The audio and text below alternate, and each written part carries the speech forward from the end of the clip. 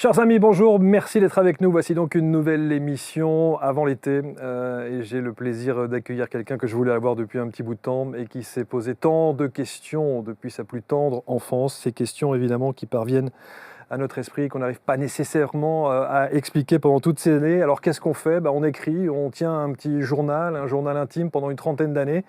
Et puis, on laisse ça peut-être de côté, on fait le tour du monde en voyageant à travers différentes contrées pour aller visiter d'autres dimensions spirituelles jusqu'au jour où on se sent comme appelé, comme attentif à l'écoute de petits chuchotements qui viennent résonner à notre oreille et qui nous invitent au cœur d'un voyage initiatique qui vous incite à retranscrire ce que l'on vous fait comprendre, même si véritablement vous n'avez pas le choix. C'est un petit peu en résumé l'histoire qu'on va vous raconter aujourd'hui. Et avec mon invité, je suis très content de l'accueillir parce que c'est la première fois qu'on se voit de visu, pour tout vous dire, alors qu'on a déjà effectivement échangé plusieurs fois au téléphone. Il est l'un des fondateurs de la maison d'édition que vous connaissez, on en parle souvent sur ABC, Mama Édition. Et c'est une trilogie qui nous invite à sa rencontre. Trilogie qui s'appelle Chaman, un conte initiatique qui s'offre à vous et qui nous invite à l'exploration intérieure. Tout un programme. Il s'appelle Tigrane. Il est sur les canapés d'ABC. À tout de suite.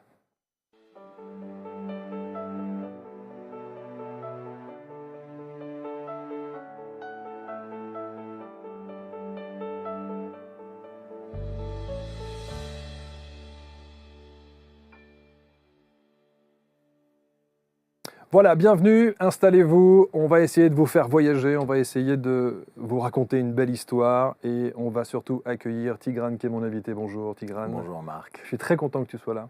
C'est un plaisir réciproque. Merci infiniment, merci pour tout ce que tu fais. Je ne sais pas si au plan large avec Aurélie, voilà, sur ce plan précisément, on voit les ouvrages qui sont sur cette table. Tous viennent de Mama Édition, il y en a plus d'une centaine, alors imaginez bien qu'on ne les a pas tous mis, mais beaucoup d'auteurs sont venus s'installer sur des canapés, d'autres viendront ici, je l'espère. Et en l'occurrence, on va parler de toi et de ton histoire au travers de cette trilogie qui est ici. Ce sont 3 ouvrages qu'il faut absolument se procurer si vous aimez les contes initiatiques. Chaman, une trilogie passionnante. Je ne savais pas, Tigrane. Il y a des secrets bien gardés. Mais je ne savais pas. Quand on sait, pour tout vous dire, quand on a discuté avec Tigrane au téléphone, évidemment, en tant que patron d'édition, on parle des livres qui sont susceptibles d'être mis en avant sur la chaîne, dans les différentes émissions avec les auteurs. Je n'imaginais pas on n'a pas du tout évoqué Jamais. ce que tu étais, ce que tu ressentais depuis tout petit. Oui, c'est ça en fait. C'est resté partie de l'histoire secrète. C'est dingue. Alors moi, je trouve ça absolument fascinant. Et alors, on m'a dit, j'ai fait ma petite enquête, on m'a dit, si tu reçois Tigrane, tu dois avoir du chocolat noir. Donc, voilà du... La nourriture des dieux. Pourquoi autant le chocolat noir? Déjà, étymologiquement, le principe actif du cacao, la théobromine, ça veut quand même dire nourriture des dieux, ce qui nous renvoie parfois aussi à d'autres plantes et en tout cas à des traditions intéressantes. Bon, et tu en manges tous les jours? Ça peut m'arriver, mais comme pas mal de choses, c'est bien de suspendre un jour de temps à autre. Il ne faut pas en abuser, effectivement. Tu es un personnage. Tu es un personnage, tu as, et d'ailleurs, même dans ton regard, dans la façon, tu as un regard très appuyé, tu as un regard très profond. Et certains m'ont dit, tu verras, quand tu rencontreras Tigrane, c'est un homme habité. Te sens-tu habité? Oui, je me suis senti toujours habité d'une certaine façon, avec des fluctuations. Parfois quelque chose qui vous habite de l'intérieur et dont vous sentez qu'il va falloir aller le chercher plus profondément en vous. Et parfois visiter. Alors c'est peut-être un autre mode de se sentir habité. Et le mélange entre ce qui est déjà à l'intérieur de soi et ce qui vient parfois vous rappeler à vous-même de l'extérieur, quand on s'égare, c'est une alternance intéressante dans la vie qui, à bâbord, à tribord, vous accompagne chemin faisant. Tu as toujours ce phrasé extrêmement poétique, ça aussi, et tu le retranscris évidemment, on a cette canalisation au travers de ces 3 ouvrages, on va y revenir dans le détail. J'ai commencé par dire, avec cette question, comment accepter ce que l'on ressent quand on est tout petit, qu'on n'arrive pas nécessairement à expliquer? Ça a été ton cas? Oui, alors on n'arrive pas à mettre des mots dessus et forcément à l'expliquer, et d'un autre côté, on n'a pas trop de problèmes à l'accepter parce qu'on n'a pas encore les conditionnements, les programmes, les formatages qui font qu'après, ça pourrait poser problème. Donc on pourrait considérer que certaines expériences hors cadre, quand elles vous arrivent tôt, quelque part, c'est tant mieux, parce qu'on n'est pas encore dans le monde du travail ou même dans le monde des études, on n'est pas encore à répondre rationnellement à 150 000 choses par jour. On est un enfant, donc il y a une certaine tolérance, vous êtes un enfant. Parfois on dit d'un enfant qu'il est dans les nuages, parfois on dit la vérité sort de la bouche des enfants. Parfois, un enfant raconte des choses complètement imaginaires qui le sont peut-être pas tant que ça. Et on se dit, bon, bah, il rêvasse, voilà, c'est un enfant. Donc, quelque part, c'est une position qui n'est pas si difficile que ça pour vivre l'extraordinaire. Et peut-être même que beaucoup plus d'enfants qu'on ne croit sont en contact avec des réalités invisibles qui ne sont pas des affabulations quand ils les expriment, mais qui sont bien ce qu'ils voient, ce qu'ils entendent, ce qu'ils perçoivent. Sauf que quand on est tout petit, évidemment, on est sous le conditionnement des parents. Comment tes parents à l'époque reçoivent ça? Est-ce que tu en parles? Est-ce que tu te confies? Est-ce qu'ils l'accueillent intelligemment en l'acceptant? Alors j'ai eu la chance notamment d'avoir deux parents artistes, un père écrivain qui a été peintre toute sa vie, qui était vraiment dans le monde de l'imaginaire et de personnages mythiques, de personnages ailés, de personnages en lévitation et autres, et une mère qui a toujours écrit et qui elle-même avait certaines habilités, certains dons, certaines sensibilités, notamment à travers ses mains, et qui avait des qualités qu'on pourrait dire parfois extra-lucides et autres. Donc bien que ce n'était pas du tout quelque chose qu'il revendiquait, et qu'officiellement dans la société culturelle et l'intelligentsia artistique parisienne, l'un était peintre et l'autre était écrivain, dans la pratique, il y avait des formes de sensibilité où quand on les vivait au quotidien, on voyait bien qu'ils étaient un petit peu à la lisière de quelque chose d'autre. Donc quand j'ai eu ces premières expériences, en fait, je ne sais pas si c'est pas arrivé plus tôt et que je ne m'en souviens pas et que ça fait partie de ces mémoires enfouies auxquelles on n'a pas un accès conscient. Mais les premières expériences fortes dont je peux me rappeler aujourd'hui consciemment, donc vers l'âge de 5, 6, 7 ans, j'en ai pas parlé tout de suite, mais en tout cas, mes parents ont vu que mon attitude avait changé et qu'elle avait changé du jour au lendemain. Donc en fait, il y avait eu un moment pivot qui est d'ailleurs la plus ancienne expérience vraiment forte, extatique, dont je me souvienne aujourd'hui. Après quoi, ma mère m'a demandé s'il y avait un problème, s'il y avait quelque chose, et il n'y avait pas de problème. Je n'avais pas l'air ni triste ni perturbé, mais j'étais plus le même. Et tu le racontes facilement? Oui, maintenant je peux le raconter facilement. D'ailleurs, c'est ce que je fais dans le premier tome de cette trilogie chamane, puisque c'était non pas devant un magnifique coucher de soleil ou en étant emmené à un concert de Jean-Sébastien Bach ou autre, mais tout simplement dans une salle de gymnastique, Ouais, c'est ça. préau, en montant à une corde. Cela dit, avec le recul, en montant à une corde ou en m'approchant de cette corde, il y a déjà ce premier moment de frémissement où je vois cette sorte de forme torsadée, de double hélice comme ça de la corde. Et il y a un petit quelque chose qui se passe, comme si le symbole se surimposait à l'objet concret, comme si on tapait dans quelque chose de, un archétype, quelque chose d'enfoui. Et puis vient cette ascension, donc cours de gymnastique, le prof, les élèves, etc. Et puis là, tout d'un coup, le monde s'ouvre. Donc première expérience de clairaudience, de plaisir, pas seulement de plaisir au sens d'une extase abstraite, psychique, mais aussi du plaisir physique, alors que je n'avais que 6 ans à l'époque. Donc c'est quelque chose de confondant, bien sûr, et après ce type d'expérience, il y a avant et après. Ça, c'est quand même extraordinaire parce que ça veut dire qu'à cet instant-là, tu oublies totalement tout ce que tu perçois autour, c'est-à-dire les élèves, l'ambiance, le gymnase, le prof. Tout ça, à un moment donné, s'interrompt pour être dans une espèce d'autre dimension? Ouais, c'est comme si en fait toute la vie la plus concrète, la plus réelle jusqu'à ce moment-là devenait la chose la plus creuse, la plus illusoire qui soit, sans être du tout reniée ou dévalorisée, pas du tout. Mais tout d'un coup apparaît quelque chose qui, sans contredire la réalité, c'est-à-dire sans distorsion, sans souffrance, bien au contraire, dans le plaisir, dans la jouissance, dans l'extase, dans la clairaudience, donc qui vient confirmer, accompagner quelque chose qui est plus ample que vous, parce que vous avez une voix d'enfant qui n'a pas mué, donc Eh votre oui. petite voix intérieure, c'est plutôt une voix de tête qu'autre chose, et puis tout d'un coup, vous entendez quelque chose de très, très, très ample, de très, très, très ancré, et à la fois qui semble venir de tout là-haut, de tout là-bas.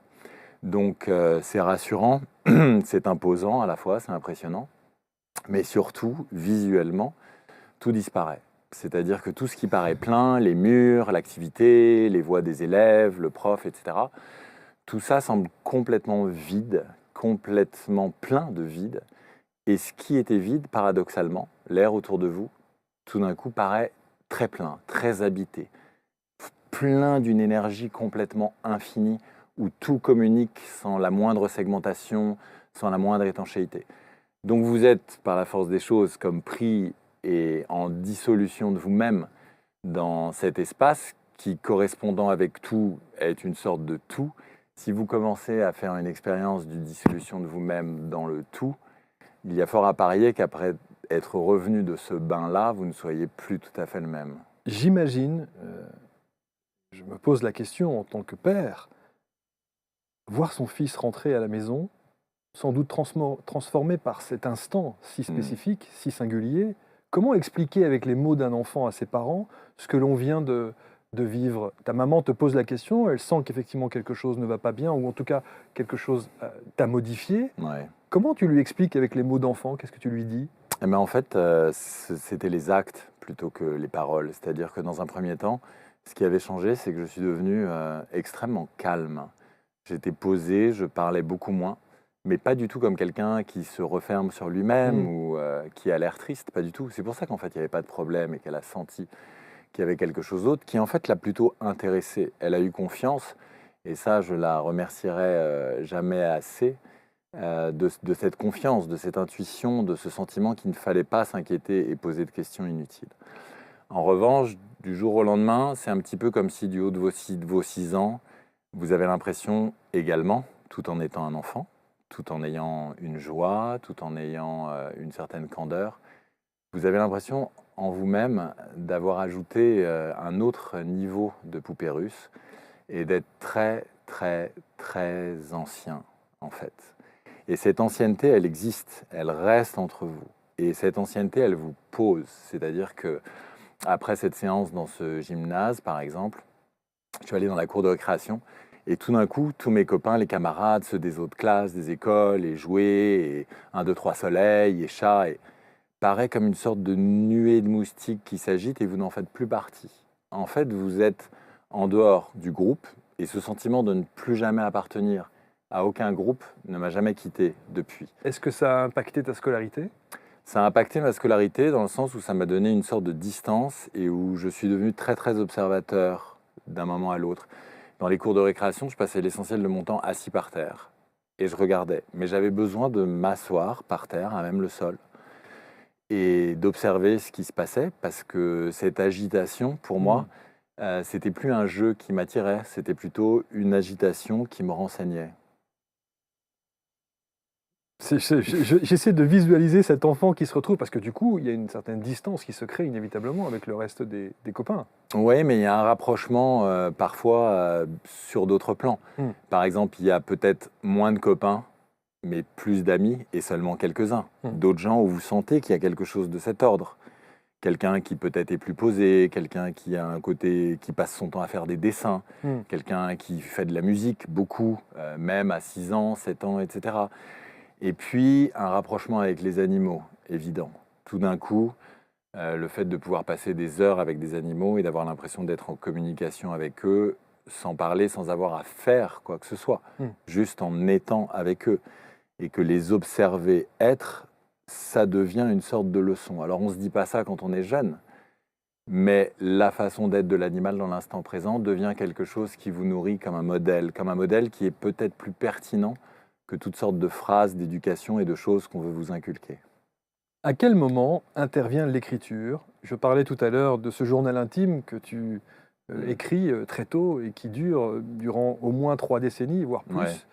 À quel moment intervient ce besoin d'écrire, de retranscrire sur le papier? À l'adolescence, donc autour de 13-14 ans, un moment où naturellement dans les transformations du corps, la biochimie, les métamorphoses, ce côté survolté, très sensible, la mue, la puberté, l'ouverture à d'autres énergies, quelque chose qui, oui, tire de l'avant vers écrire, vers dire à un cahier ce qu'on pourrait dire à personne, d'autant plus que quand on découvre ces choses-là vers 13-14 ans, mais qu'en fait ça fait 7 ans que vous avez vécu cette extase, eh bien vous avez beau devenir pubère et découvrir par exemple la jouissance physique, vous avez connu avant un tout autre type de jouissance Et peut-être physique, plus fort, beaucoup plus vaste, Eh oui. qui semble ne pas avoir un début, un pic et une fin, mais qui semble être un temps sans temps, où tout s'ouvre dans une sorte de présent infini,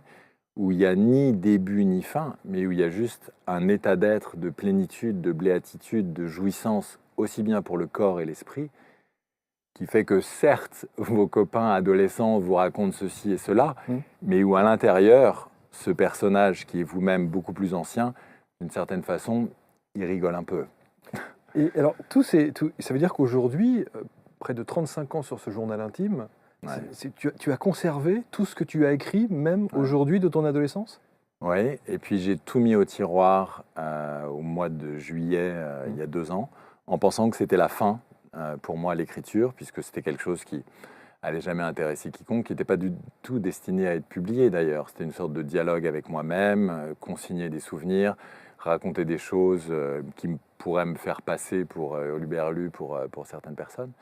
Et donc c'est quelque chose que j'ai rangé et je me suis dit, voilà, c'est la fin de l'écriture, c'est terminé. Et évidemment, c'est quand on lâche que ça vient. Exactement. Et je me couche en me disant ciao, bye bye. J'ai 50 ans, finalement, l'écriture, ça n'est pas pour cette vie-ci. Je parle de l'écriture partagée avec les autres, même si j'avais écrit, publié à 20 D'autres ans choses quelques auparavant. poèmes, romans jeunesse ou autres. Ciao, bye bye, c'est terminé pour l'écriture partagée. Ça n'est donc pas pour cette incarnation. Et là, le lendemain matin, boum, je suis dans un hamac, vraiment à l'heure du premier café, à l'aurore. Et ça me tombe dessus.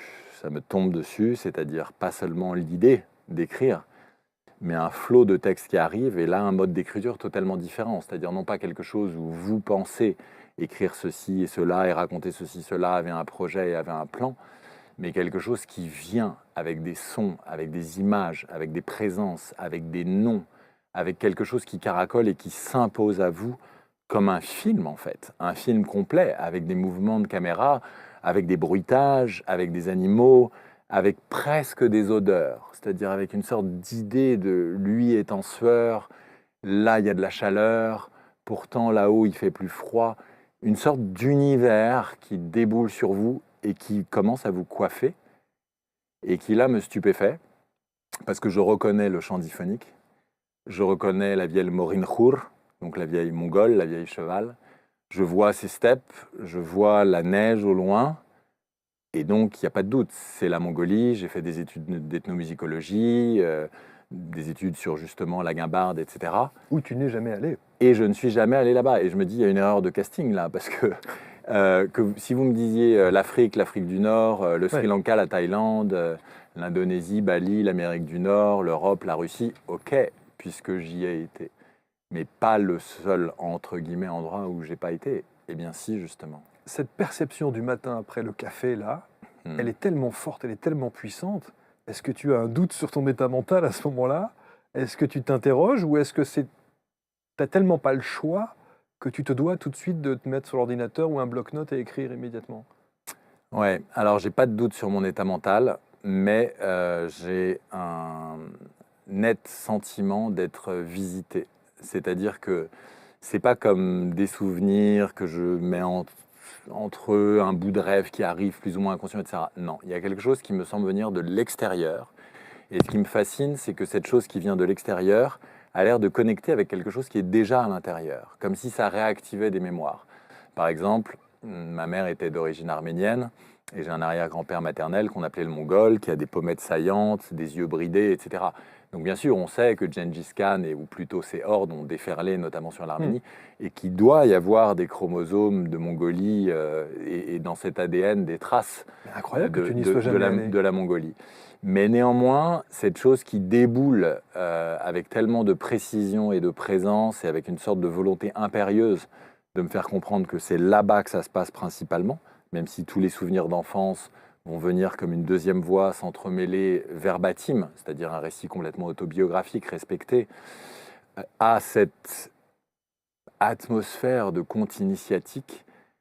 Je lutte un petit moment et je me dis mais c'est pas possible puisque c'est la Mongolie, c'est... Et puis là je sens que c'est justement parce que je n'y ai pas été que s'ouvre un espace par rapport à l'imagination, à la plume, où au lieu de suivre les unités de lieu, de temps, comme un carnet horodaté de 35 ans de voyage ou 30 ans de voyage au pays du chamanisme, il y a la libération vers un espace où l'imagination va pouvoir condenser sous forme de conte initiatique 30 ans d'expérience pour en extraire la moelle et la retransmettre à tous. Et tout de suite, il y a quelque chose qui insiste sur le « à tous ». Ce n'est pas un livre académique de plus, ce n'est pas un pavé de sciences humaines de 600 pages. Ça doit pouvoir être donné à ton fils. Et tout de suite, il y a l'image de mon fils, qui a aujourd'hui 24 ans. Et dès que je vois mon fils, je vois d'autres enfants, plutôt des, on dirait jeunes adultes, des post-ados, etc. Et donc ce sentiment de rien de compliqué, rien d'obscur, clarifier, simplifier, le transmettre à tous. Magnifique. Et c'est donc cette trilogie. D'abord, pourquoi en avoir fait une trilogie? On sait que chez Mama Édition, vous avez quand même particulièrement l'habitude de sortir des pavés. Ça aurait pu faire l'objet d'un seul et unique livre. Pourquoi l'avoir fait en 3 étapes? Alors moi, j'ai rien décidé en fait. Et quand j'ai commencé à écrire le premier, j'avais aucune idée qu'il y aurait un deuxième. Et encore moins un troisième. Donc moi, en toute humilité, j'ai plutôt obéi qu'autre chose. Je me suis mis au service avec ce sentiment qu'il fallait mieux ne pas interférer, accompagner, et que moins j'allais en faire, à part me mettre 100% en disponibilité, et mieux ce serait pour ce flot-là, pour une de ces deux voies. Et que moi, ce que j'allais devoir faire, c'était aller restituer de la façon la plus fidèle et transparente possible ses souvenirs, ses mémoires d'enfance, d'expérience spontanées, etc. Mais tout ce qui venait, j'ai rien prévu, j'ai rien programmé. Donc quand le premier tome arrive, je ne sais pas que c'est un premier tome. Je suis le fil. Est-ce que ça va faire 20 pages et que c'est une nouvelle? Est-ce que ça va faire 100 pages, 200 pages? Est-ce qu'il va y avoir un deuxième tome? J'en sais absolument rien. Mais tu sais que tu vas publier. Je sais que c'est fait pour être transmis. Et ça, cette image tout d'un coup d'une bougie qui allume plusieurs bougies et de chacune de ces bougies qui allume à leur tour plusieurs bougies et de voir des jeunes par rapport à ça, pourquoi cette image tout d'un coup des jeunes? C'est quelque chose de très troublant quand justement vous n'avez aucune stratégie, aucune idée en tête. Mais c'est comme si à l'intérieur de vous, ça savait déjà. Et évidemment, quand on imagine les conditions dans lesquelles tu écris, moi c'est ça qui m'intéresse aussi, l'atmosphère qu'il y a autour de toi, parce que évidemment il faut les écrire ces ouvrages. Et est-ce que tu t'interrompes et on te fait comprendre qu'il faut continuer? Est-ce qu'à un moment donné tu dis je fais une pause et puis je reviendrai dans 3 jours pour écrire? Ou est-ce que c'est une espèce de flot continu comme ça, de flux intense, qui t'incite à être en permanence en train d'écrire? Alors, pas en permanence, mais effectivement, quand ça vient, chaque petit chapitre vient d'un coup. Et il y a une sorte d'unité organique, comme si c'était une vague qui se profile à l'horizon, qui se rapproche et qui vient échouer sur la plage. Et là, je sais que ça y est, ce chapitre est fini, et vient une autre vague. L'interruption au milieu de cette vague, j'ai essayé une fois, pas deux. C'est vrai? Raconte. On badine pas avec certaines formes de flux et de flow. Et je pense qu'il faut se mettre avec respect et à disposition. Et donc, on n'est pas là comme avec d'autres formes d'écriture ou d'autres formes de travail en disant « Ah bah tiens, je vais faire une pause et je décide de passer à ci et je décide. » Non, parce que ce n'est pas vraiment à nous de décider. C'est plutôt à nous d'honorer et de remercier, de se sentir tellement plein de gratitude pour cette présence qui est là et qui, certes, même si elle ne semble pas être dans la même temporalité que vous, juste, elle est là. C'est-à-dire, elle est présente. Et cette présence, c'est un présent. Est-ce qu'on coupe un cadeau en deux? Est-ce qu'on en prend la moitié et qu'on passe l'autre en pause? Non. On l'accepte, on le suit et on réalise à un moment ou à un autre qu'on a fini cette unité-là. Ton entourage sait qu'à ce moment-là, tu écris pour transmettre? Pas au début, parce que ça reste un petit peu comme une sorte d'histoire d'amour et de frémissement de lune de miel placée sous le sceau du secret. C'est-à-dire on n'a pas envie de profaner quelque chose qui pour vous-même est nouveau, qui arrive avec ce registre et cette vibration d'une certaine façon de l'inavouable. Parce que si vous commencez à dire aux gens Voilà, il y a des images qui me viennent d'un pays où je n'ai jamais été et j'entends une voix qui me dit de ceci, etc. On dit OK, donc c'est quand la prochaine visite dans les services concernés? C'est ça. Or, vous ne vous êtes jamais senti aussi bien. Vous n'avez jamais été aussi en harmonie avec vous-même, à sentir que toutes les strates, depuis votre enfance, les émotions positives, négatives, les traumas, les choses que vous aviez oubliées, qui remontent dans la partie visible de l'iceberg, en même temps que descendent des inspirations, des images qui sonnent tellement justes, qui réactivent des mémoires en vous et qui coïncident et se verticalisent, tout d'un coup donnent lieu à un alignement où il y a juste rien de meilleur. C'est vraiment passionnant. Il faut lire ça parce que effectivement, on sent que tout a été dicté. Est-ce que tu as écrit parfois dans la douleur? Jamais. Ça a toujours été un plaisir. La douleur, ce serait plutôt quand un imprévu arrive et qu'on est obligé de s'arrêter S'arrêter, oui. parce qu'il faut répondre à quelque chose. J'avais la chance d'avoir à ce moment-là un fils qui avait donc déjà 22-23 ans, donc j'étais pas requis C'est ça. comme quelqu'un qui déboule de toute façon, C'est ça. toutes affaires cessantes. En revanche, ça a toujours été un plaisir, parfois un sentiment de perte de la notion du temps extrêmement marqué, c'est-à-dire quand vous êtes ancré, que vous êtes posé, que vous avez généralement une très bonne perception du temps, un quart d'heure, une heure, etc.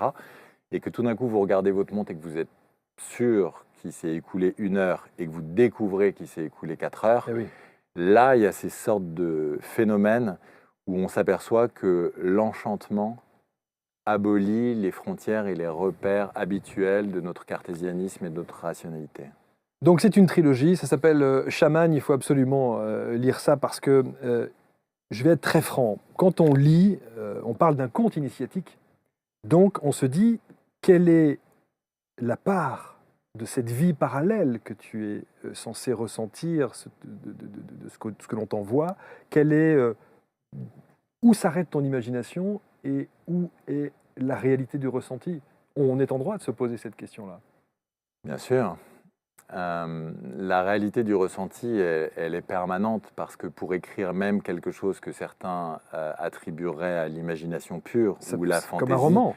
il faut quand même un moment le ressentir, et si ça sonne juste et si le lecteur l'entend, c'est bien que la forme a trouvé quelque chose qui correspond au fond et qui permet peut-être la transmission de ce fond.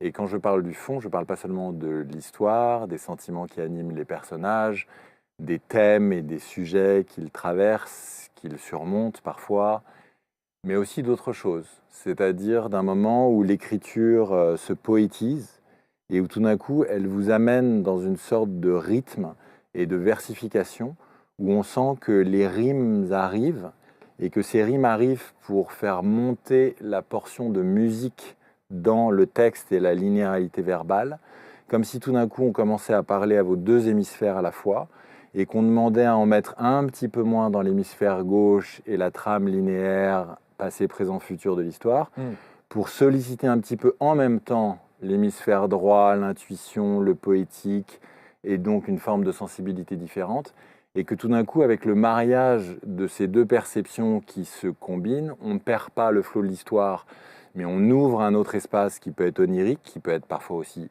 chamanique. Il y a une sorte de brèche qui gentiment, doucement se fait, et là, vous pouvez transmettre autre chose. Et cette autre chose, vous la transmettez entre les lignes.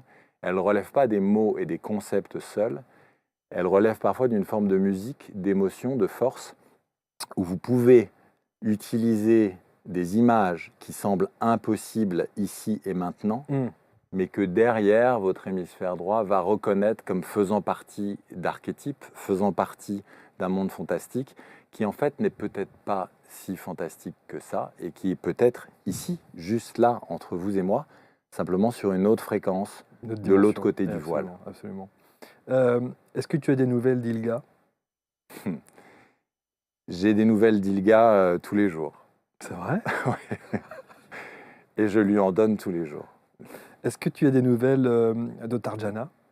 J'ai des nouvelles d'Otarjana tous les jours et je lui en donne tous les jours. Alors juste pour préciser, on peut dire un mot sans dévoiler évidemment, mais Otarjana, c'est la grand-mère, Ouais, chamane. ouais. C'est elle qui t'initie? Oui, c'est-à-dire que au début, pour moi qui arrive, ou plus exactement le narrateur, qui arrive dans ce conte en croyant qu'il va passer 15 jours en Mongolie et qu'en échange de s'occuper du bétail, donc aider aux chevaux, aux rennes, chez des éleveurs nomades ou aux yaks, il va avoir le gîte, le manger et l'hébergement pendant 2 semaines. Il y a une grand-mère qui est là, qui en fait est la doyenne du village, mais qui est aussi une chamane. Et cette grand-mère, elle le voit. Et à partir du moment où elle l'a vu, elle sait. Elle sait qu'il est appelé à revenir, elle sait que ça fait partie de son destin, et elle sait que de revenir va lui permettre de se connaître, de se reconnaître lui-même. Donc démarre à ce moment une forme de relation et peut-être d'appel initiatique où lui est obligé de reconnaître qu'il y a là quelque chose qu'il ne peut pas reporter, qu'il ne peut pas ajourner, et que finalement cette grand-mère d'adoption va devenir sa mère spirituelle. Quand on parlait de Ilga, pardon, alors justement, je fais un parallèle, je voulais pas faire le lapsus, mais quand tu as 16 ans, il y a des flashbacks très souvent, évidemment, dans tes ouvrages, parce que ce conte initiatique, ces perceptions, cette canalisation que tu peux avoir à ce moment-là, a une résonance évidente avec ce que tu as vécu dans ton adolescence. Tu parles notamment de cet exemple à 16 ans où tu es en Italie avec ta petite amie, qui pleut à torrent, visiblement, et tu glisses et tu te cognes la tête. Et lorsque tu te cognes la tête, assez gravement d'ailleurs, tu perçois une jeune femme aux yeux un peu bridés, et tu perçois un prénom comme Hilda. Exactement. Voilà. Et tu entends une flûte aussi, je crois, à un moment donné, etc. Or, dans ta canalisation, il n'y a pas Hilda, mais il y a Ilga. C'est la même ? Je pense que ces moments qui parfois sont distants pour nous dans une vie, en l'occurrence de 34 ans, dans l'espace dont ils relèvent, ces 34 ans sont en fait à bout touchant. C'est une histoire de registre, c'est plus une histoire de passé, présent, futur, c'est une histoire de fréquence. Et dans cette fréquence et dans cette perception non plus horizontale mais verticale du message, d'une existence, ce qui fait la proximité, c'est pas la date. Ce qui fait la proximité, c'est le taux vibratoire. Comme si certains rêves qui vous ont habité, vous avez tellement envie de vous en rappeler, vous faites un effort, ça vient pas, vous essayez de le rappeler, mais c'est comme de vouloir attraper de la fumée. Plus vous faites cet effort, et plus vous dispersez ce que vous voulez contempler. La meilleure chose, c'est de rien faire, ou plutôt d'attendre que le soir revienne, et en vous couchant dans la même position, parfois dans le même angle ou dans les mêmes draps, tout d'un coup, il y a un petit comeback qui vient. Or, on est plus loin, plus de temps après ce moment-là, et plus de temps après ce moment-là, la résonance fait que tout d'un coup, il y a quelque chose qui émerge à nouveau. En tout cas, alors oui, tu vois, on ponctue à chaque fois parce que je ne te les montre pas, mais tous ceux qui évidemment t'entourent au sein des maisons d'édition ont toujours laissé un petit mot, et c'est toujours très très agréable de ponctuer et d'illustrer. Avec Claire évidemment. Alors oui, parce que c'est vrai que quand on regarde tout ça, il y a des situations, je te parlais tout à l'heure de douleur, est-ce que tu as ressenti parfois un peu de douleur ? Il y a quand même des périodes qui sont difficiles, l'histoire de cette fameuse grotte où tu vas rester, où le narrateur reste 28 jours enfermé. Juste un truc, il y a un cheval qui s'appelle Arzan, ou Arzan, je ne sais pas comment tu le prononces. Et tu vas dans cette grotte, le narrateur va dans cette grotte pour s'enfermer 28 jours accompagné de son cheval. Son cheval reste à l'entrée. On s'est posé une question stupide. Qu'est-ce que fait le cheval pendant 28 jours quand il est à l'entrée de la grotte ? Alors en fait, tout n'est pas raconté dans le tome 1, puisque dans d'autres tomes, je le dis sans tout dévoiler, mais dans d'autres tomes qui suivront, c'est-à-dire dans une autre trilogie qui prendra la suite de cette trilogie, j'allais te poser la question, il y aura des réminiscences qui permettront d'entremêler cette trame narrative, non pas seulement avec des flashbacks d'enfance, mais des réminiscences d'une autre trilogie vers cette trilogie-ci, et qui donc lèveront le voile sur certains des épisodes. Donc l'histoire continue. Exactement. Évidemment. Donc il y a effectivement ce narrateur qui va passer 28 jours parce qu'il doit s'enfermer dans cette grotte. Alors évidemment, c'est 28 jours sans manger, obscurité totale, les yeux bandés, la caverne se referme aussi derrière lui, et il a très froid, et il pratique ce qu'on appelle le tumo. Ouais, le tumo. Tumo, voilà, qui est un yoga tibétain pour s'adapter à la chaleur intérieure, en fait, qui permet de faire la transition avec la chaleur extérieure. Il n'y a pas de souffrance quand tu écris ça, parce que tu le vis tellement fort que cette souffrance qui est vécue par le narrateur, est-ce qu'elle t'atteint ? Elle m'atteint pas physiquement comme une douleur des membres ou des organes. C'est plus une souffrance virtuelle, comme si vous regardez un film et qu'à un moment, vous ne pouvez pas vous empêcher de vous tendre, de redouter quelque chose, etc. Ça ne se passe pas en vrai, et vous savez que ça ne se passe pas en vrai. Et pourtant, il y a une forme de réaction, d'autant plus qu'on sait maintenant à quel point la simulation peut envoyer des messages où certaines parties du cerveau ne vont pas faire la différence entre ce qu'on appelle la réalité et ce qu'on est censé appeler le rêve, la fantaisie, le monde virtuel ou le cinéma. Ce qui est très drôle aussi dans ce conte initiatique, c'est que le narrateur transgresse parfois certaines règles, c'est-à-dire qu'on lui interdit d'être amoureux de cette fameuse Ilga, sauf que l'amour est plus fort que tout, et même si on lui dit qu'elle est déjà promise, il s'en fout, il y va. Ouais, il y a quelque chose d'impérieux dans la nature même de l'amour qui fait que, bien sûr, il y a des règles, Oui. mais il y a l'exception qui confirme la règle. Ouais. Bien sûr, il y a des codes, des traditions, bien sûr, il y a des interdits, des tabous, mais il y a aussi le feu sacré. Et quand le feu sacré vient souffler sur les braises à l'intérieur de vous, quand ce brasier s'enflamme et vous savez que c'est juste et vous savez que ça fait partie de votre destin, rien ni personne ne pourra jamais vous arrêter. Ou alors, c'est vous-même qui vous arrêtez en chemin et c'est vous-même qui décidez de vous trahir. Est-ce que tu pouvais ne pas être d'accord avec ce que tu écrivais? Il y avait une adéquation qui était plutôt une forme de surprise que de désaccord, qui m'invitait à pousser plus loin les limites de ce que je croyais concevable ou transmissible. Par exemple, dans certaines expériences chamaniques, que ce soit des expériences avec ou sans tambour, que ce soit avec des chamans de culture amérindienne ou asiatique, il y a des choses où vous vous dites, alors là, vraiment, le mental ne pourra jamais faire toucher du doigt à mon fils ou à un ami ou même à un de mes auteurs quelque chose parce que ça n'est pas transmissible, c'est de l'ordre de l'indicible. Donc peut-être que je pourrais avoir telle ou telle image et que quelqu'un qui a déjà traversé ces expériences va plus ou moins sentir. Mais là, il y a quelque chose qui ne tient pas dans les mots. Et la magie pour moi qui a opéré, c'est de voir à quel point l'ingéniosité de la muse, de l'inspiration, utilise parfois des métaphores, des choses qui semblent impossibles, d'où le conte, des archétypes peut-être et des situations qui échappent à une trame classique pour, encore une fois, entre les lignes, vous transmettre quelque chose que vous ne pourriez pas raconter.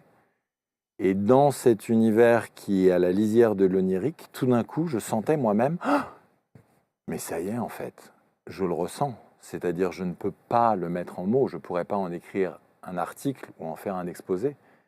Mais là, ça m'a été retransmis et donc c'est transmissible à d'autres, même à des gens qui ne sont pas apprentis, même à des gens qui ne sont même pas préparés. Ça ne veut pas dire qu'ils ne sont pas prêts. Est-ce que les mots ont été parfois difficiles à trouver pour être le plus clair possible, même pour des gens qui sont complètement effectivement néophytes et qui ne connaissent pas nécessairement le chamanisme et ces ressentis-là? Jamais. Percevoir, c'est une chose. Le retranscrire par écrit avec des mots de notre quotidien, c'est autre chose. Il y a toujours eu ce sentiment d'une sorte de rivière, en fait. Parfois d'une cascade, parfois de la foudre, parfois d'une pluie diluvienne, parfois d'un lac parfaitement calme et tranquille, d'un lac miroir, d'un lac transparent, mais jamais une difficulté, jamais de recherche et d'obstacles. Ça a plutôt été au contraire pour moi la transfiguration et la résolution de dizaines d'années qui ont été parsemées d'épreuves, d'obstacles, de douleurs, de difficultés, d'incompréhension, de moments où on croit qu'on va arrêter, qu'on va baisser les bras, des moments où on a mal physiquement, des moments où on a mal psychiquement, des moments où on pourrait croire perdre la boule, des moments où on pourrait croire qu'on est allé trop loin ou que c'est pas pour vous ou qu'il faut faire partie de telle ou telle haute culture de père en fils depuis des générations et que là oui, mais tout ça c'était avant.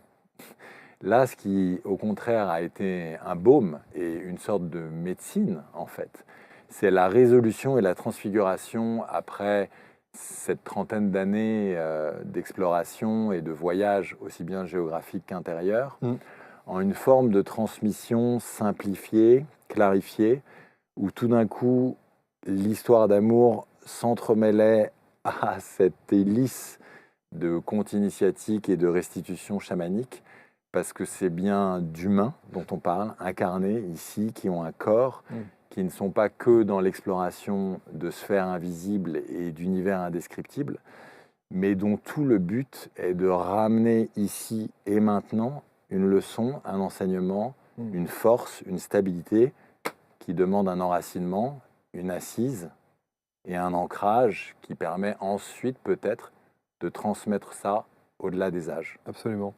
Je parlais tout à l'heure justement de vulgariser un peu le propos, justement quand tu as ces canalisations et ce ressenti et de mettre par écrit ce que tu as perçu. Il y a ce petit clin d'œil de Horta Jana qui parlait des métaphores tout à l'heure, les métaphores françaises à dimension chamanique, sans qu'on le sache nous-mêmes. Effectivement, quand on dit par exemple avancer à pas de loup, rassembler ses esprits, l'amour donne des ailes, tout ça, ce sont effectivement des expressions françaises à dimension chamanique. Ouais. En fait, le chamanisme, où on peut utiliser d'autres mots, des formes de médiumnité, de voyage entre des plans de réalité, de sensibilité, des formes de voyance, de divination. Bref, ici, disons, quelque chose qui relève du chamanisme, non pas au sens étymologique des Tuvas ou de la Sibérie, mais au sens où on l'emploie un peu plus aujourd'hui, ce qui va recouvrir aussi bien les medicine men que des guérisseurs, que toutes sortes de fonctions différentes et complémentaires. En fait, on l'a sous le nez. En fait, c'est là. C'est-à-dire que dans notre langage, même dans notre langue française, et c'est vrai dans d'autres langues aussi, il y a depuis la nuit des temps des proverbes qu'on répète comme ça, et puis on a tendance à les banaliser. On parlait de vulgarisation. Et donc on se dit, ah bah oui, on dit la vérité sort de la bouche des enfants, mais peut-être qu'on sous-pèse plus vraiment à quel point c'est vrai, jusqu'au jour où votre enfant, votre petit, se réveille d'une sieste et tout d'un coup vous dit quelque chose en 4 mots et là vous restez bouche bée et vous vous dites « Mamma mia, mais qu'est-ce qu'il vient de me dire? Mais d'où ça vient ?» Est-ce transparent et ouvert à ce point qui me restitue de façon sans aucune distorsion quelque chose d'aussi proverbial, d'aussi clair? Oui, donc la vérité sort de la bouche des enfants. Maintenant, dans des registres plus chamaniques, parler d'une heure du jour qui est entre chien et loup, dire que l'amour donne des ailes, voir d'un autre œil quelque chose, être à cheval entre deux mondes, reprendre du poil de la bête, en avoir le cœur net, ce qui est encore autre chose, avancer à pas de loup, reprendre ses esprits, rassembler ses... Tout ça, en fait, si vous le regardez à deux fois et que vous vous dites, mais est-ce que c'est juste une image ou est-ce qu'on est en train, à travers des perles proverbiales, de me transmettre des perles de sagesse, de me témoigner d'un autre monde, d'une autre réalité qui navigue à nos côtés depuis toujours, sur l'alliance entre l'humain et l'animal, sur le pile et face entre l'invisible et le visible. Mais ça, honnêtement, est-ce que c'est du ressort de Tarjana, de cette canalisation que tu as avec cette grand-mère chamane, ou tu te posais déjà ces questions avant même de ressentir et de percevoir ça? C'est ce qui est intéressant dans ces moments d'alliance où on vient vous chatouiller, vous visiter, vous appeler. Vous-même, vous vous mettez en disposition, vous vous concentrez, vous montez vers cette invitation. Elle commence à vous parler comme si elle descendait vers vous. Vous vous concentrez encore davantage pour prendre le stylo et pour un moment matcher. Et vous avez une expression qui vous vient, une idée. Mais en fait, c'est l'étincelle, la première expression. Et une fois que vous comprenez le système, l'énergie de cette première expression et le sens de ce qu'on vous veut faire comprendre et retransmettre, vous, avec votre culture, votre bagage, toutes les autres expressions qui sont dans le même sillot arrivent d'elles-mêmes, bien sûr. Vous avez le template, la nature a horreur du vide, et la rivière vient remplir son lit. C'est extraordinaire, c'est absolument fascinant. Alors d'abord, de savoir qu'effectivement, il y a une autre trilogie qui arrive derrière, parce que quand on arrive au troisième, on se dit, ça ne peut pas s'arrêter là. Ou alors, ou alors, il en sait suffisamment et ils ont décidé que ça n'était pas la peine d'aller plus loin. Ça n'est pas le cas, bien entendu. Dans les auteurs Mama Édition, il y a quelqu'un qu'on connaît bien qui s'appelle Stéphane Alix, qui mène des enquêtes, notamment au travers de son livre Lorsque j'étais quelqu'un d'autre. Est-ce que tu mènes une enquête ? Est-ce que tu vas aller sur place? Est-ce que Ilga pourrait se matérialiser devant toi? Est-ce que Ortajana aussi? Est-ce que tous les autres, Tsenek, le cheval, Arzan, tu as envie d'aller à leur rencontre? Et Oui, s'ils étaient là? ça fait partie du voyage. Ça fait aussi partie de respecter quelque chose où on m'a dit pas maintenant. Ouais. Aie confiance, écris, et au fur et à mesure, ah bon, il y a un 2, c'est-à-dire il s'est passé une sorte de mise en abîme par rapport à l'écriture, c'est pas pour moi, je range ce carnet intime de 35 ans d'écriture, puisque j'ai arrêté le tome 1 sans savoir que c'était un tome 1, et j'ai cru que c'était la fin. Et voilà, je me suis dit, bon, c'est fini. Et le lendemain matin, boum, viennent les premières images du début du tome 2. Donc ça m'a fait une sorte de mise en abîme fractale par rapport à ce qui venait de se passer sur les 35 ans avant et ce journal intime. Et donc c'était le tome 2, ok. Qui n'était pas en fait un second tome, mais un deuxième, puisqu'il allait venir un troisième. Et là, une fois de plus, le deuxième s'arrête. Et comme si on avait étanché sa soif et qu'une nuit passait, dès le lendemain matin, le troisième tome s'annonce. Une fois que cette trilogie s'est bouclée, mise en abîme, m'a refait ça à une autre échelle, c'est-à-dire c'était pas le premier, puis le deuxième coiffé, puis le troisième qui coiffe le deuxième, c'était cette trilogie coiffée à son tour par une autre trilogie qui va mêler peut-être à des changements géographiques, des changements de plan, de temporalité, etc., qui va peut-être aussi laisser grandir le féminin plus avant dans la saga, qui permettra de retrouver ces personnages et ce qu'ont à exprimer et à retrouver en eux-mêmes les femmes ou les petites filles de cette trilogie chamane. Et donc pas maintenant pour aller sur place. Et donc on m'a demandé clairement de laisser les choses se dérouler, mais de surtout pas me prendre au jeu, de vouloir vérifier et basculer dans une enquête documentaire et de revenir dans un monde qui serait plus celui d'un carnet de voyage horodaté. Donc ça fait partie de ce qui est prévu.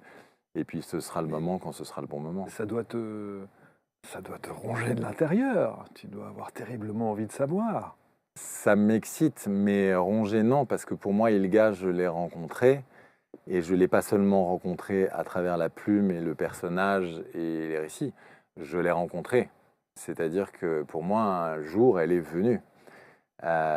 Et au risque de paraître zinzin, un matin, dans un état de sobriété totale et de la lucidité la plus grande, et prêt à démarrer une journée, travailler et ceci et cela, parfois vous avez des sentiments de présence qui sont tels que tout d'un coup, à votre corps défendant, vous vous dites « mais non, mais c'est pas possible », et vous êtes obligé d'aller ouvrir une porte en croyant qu'il y a quelqu'un derrière, que vous avez même entendu quelque chose, donc c'est pas qu'un sentiment. Et le fait qu'il n'y ait rien, entre guillemets, matériellement, ne fait pas du tout que vous êtes « ah, je me suis trompé », etc. Parce qu'en l'occurrence, c'était un matin très tôt, avant même que tout réveil sonne, et je me rassois au lit, et là, le sentiment de présence est tel que je suis obligé, et c'est là où on a l'air un petit peu border, et j'en parle en toute sincérité, parce que pour moi, il est plus important d'être authentique et de partager la réalité de cette expérience, plutôt que d'en gommer ce qui pourrait paraître excessif. Parce que parfois, l'excès ou l'inexplicable fait partie de l'existence. Et j'ai été obligé de regarder le bord du lit et le bord de la couette pour voir s'il y avait un affaissement de la housse de couette, tant le sentiment d'une présence assise au pied du lit était là. L'impression qu'on flirtait en termes de vibration entre deux plans de la réalité visible et invisible, ou plus exactement du matériel et peut-être de l'éther, et que là, il y avait quelque chose qui était de l'ordre de la visitation, qui ne laissait plus aucun doute. Donc quand ça vous arrive, vous n'avez pas besoin de preuves, vous n'avez pas besoin qu'on vous démontre quoi que ce soit. Parce que dans ces moments-là, Dans ces moments-là, il n'y a pas que les yeux qui travaillent et qui regardent pour vérifier. Il y a surtout le cœur qui sent quelque chose d'unique et d'irremplaçable. Il y a ce sentiment d'inspiration qui redescend sur vous. Il y a ce niveau de bien-être, de présence, d'harmonie qui ne trompe pas. Et vous n'avez plus qu'à boire, vous délecter et profiter de ce moment avec la plus grande des gratitudes. Est-ce qu'il y a un avant et un après cette trilogie dans la vie de Tigrane? Oh oui.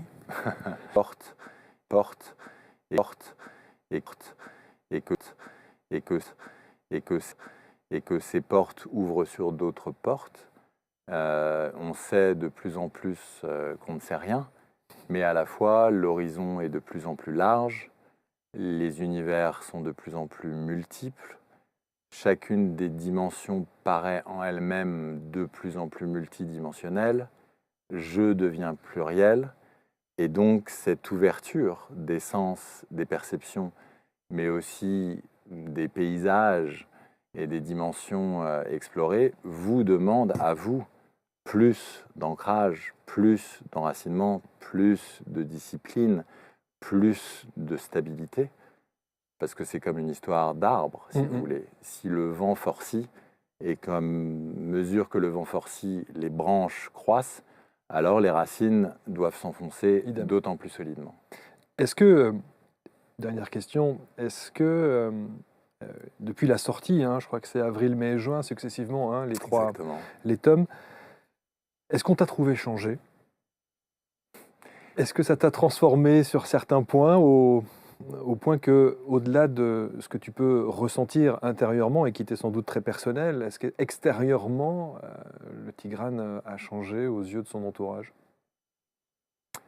Il semble que certains amis trouvent que je passe parfois plus de temps seul en ayant l'air très heureux de passer du temps seul. Super. Que je suis peut-être plus mesuré dans certaines choses, ce qui n'a pas toujours été ma caractéristique première. Je vois moi-même que d'une certaine façon, naturellement, sans me restreindre, aussi bien l'alimentation que le besoin de nager, d'être en contact avec les arbres, de retirer mes chaussures dès que je peux, etc.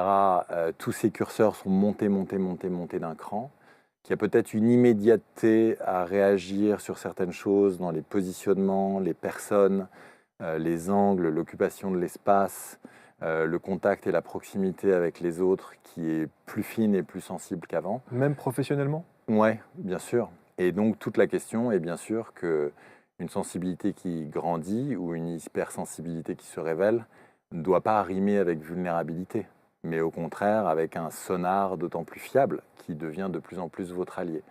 Donc c'est encore et toujours ici tout le but que d'intégrer ça. Est-ce que tu te sens privilégié? Je me sens à l'idée béni. d'avoir... ouais, c'est ça. Je me sens vraiment béni, je me sens très heureux d'avoir reçu cette trilogie. Je me sens aimé et je ne demande qu'une chose, c'est à aimer en retour. C'est magnifique. Aux éditions Mama, évidemment. On n'est jamais mieux servi que par soi-même, comme dirait l'autre. La trilogie est ici. Le début d'une histoire qui, visiblement, n'est pas près de s'arrêter. On n'a surtout pas envie qu'elle s'arrête. Juste une chose, tu disais, je reprends la plume à chaque fois en canalisation. Donc, tu fais ça à la main? Je fais ça à la main, mais souvent, ça m'a dit, bien que le démarrage était à la main, ça va pas assez vite. Donc, ok, on supprime une étape intermédiaire, on prend directement l'ordinateur et on écrit. Et là, il y a des fois où ça m'a redit, ça va pas assez vite. Et donc, il y a eu un tout petit moment de flottement, ce qui m'a fait rire parce que m'est venu à la fois l'image d'un animal mythologique, le nom d'un chien qui est le même que cet animal mythologique, je ne vais pas spoiler les choses, exact. Et j'ai découvert que c'était le nom du logiciel qui permet de dicter, j'allais dire à voix levée, et donc la cohérence tout d'un coup était comme un clin d'œil. Les esprits ont énormément d'amour, mais beaucoup d'humour. Est-ce que tu as besoin d'être dans un lieu particulier, dans une atmosphère particulière, dans un isolement particulier? Non, quelque chose qui vient de l'intérieur, comme ça, Dieu merci, se joue, me semble-t-il, de toutes les contraintes. Maintenant, il y a certaines choses qui sont des havres de paix, qui vous inspirent, où les proportions, les dimensions, les vibrations, les fréquences, l'entourage, etc., vous laissent plus de tranquillité, Mm. exempt de toute distraction, et c'est appréciable. Mais cette chose qui vient de l'intérieur, elle s'affranchit, me semble-t-il, de toutes les contraintes. Et pour la suite, la prochaine trilogie, tu te sens excité, effrayé à Amoureux. l'idée de la somme de amoureux. Voilà, bon, voilà, ça c'est fait, ça c'est dit. Rien d'autre à partager. Merci infiniment, Tigrane. Merci, merci à toi, Marc. Merci beaucoup, c'est passionnant. Merci également de donner la possibilité à bon nombre d'auteurs de se révéler. On va recevoir Alain Cogent là, très prochainement. C'est Grand ami. magnifique. Quel personnage extraordinaire. On vous en reparlera évidemment parce qu'il y a beaucoup à dire. Et puis il y a tout, vous allez dans la bibliothèque sur la chaîne d'ABC, vous tapez Mama Édition et vous avez l'ensemble des auteurs que l'on reçoit et ceux qu'on n'a pas eu encore la chance de recevoir mais qui, je l'espère, nous feront l'honneur de leur présence sur ces canapés. Il reste du chocolat. Tigrane, Je ne sache-le. dirai pas non. Serre-toi. Merci encore une fois hein, de nous avoir accordé merci ce à temps. vous. Merci. Et on se retrouve très vite sur ABC. Commentez, partagez, vous connaissez maintenant le rituel, on en a besoin. Et merci à tous de votre fidélité. Salut.